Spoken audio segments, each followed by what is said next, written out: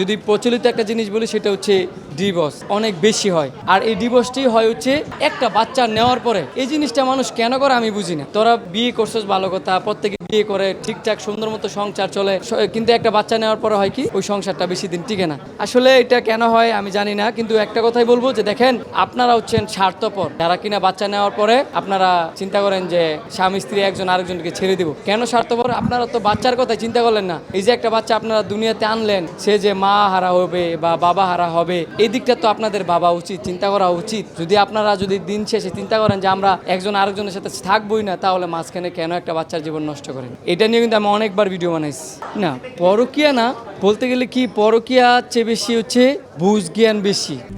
RICL TMX, যুগের পর যুগ স্থাপনা থাকে মজবুত।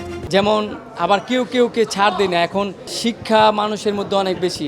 একটা হচ্ছে পারিবারিক শিক্ষা, আরেকটা হচ্ছে স্কুল থেকে শিক্ষা, আরেকটা হচ্ছে অশিক্ষিত শিক্ষা যাকে বলে। ওই অশিক্ষিত শিক্ষা যদি কারোর মধ্যে তৈরি হয়, তারা চিন্তা করে কি আমিও শিক্ষিত, বউ শিক্ষিত, একজন আরেকজনের ছাড় দিয়ে কথা বলি না। ওই ছাড় না দেওয়ার কারণে হয় কি ডিভোর্সটা বেশি হয়।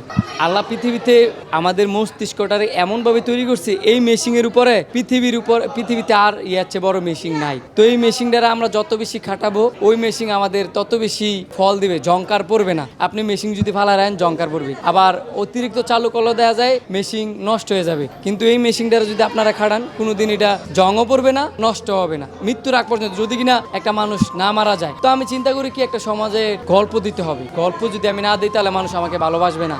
আর এমন গল্প দিই যেগুলো মানুষের সাথে একজন আরেকজনের সাথে মিলে, এবং অনেক মানুষ রাস্তায় দেখা হলে আমাকে বলে যে ভাই আমার জীবনে এমন একটা ঘটনা ঘটছে, আপনি এটারে নিয়ে একটা গল্প তৈরি করেন না। তখন এটারে নিয়ে আমি একটা গল্প তৈরি করি।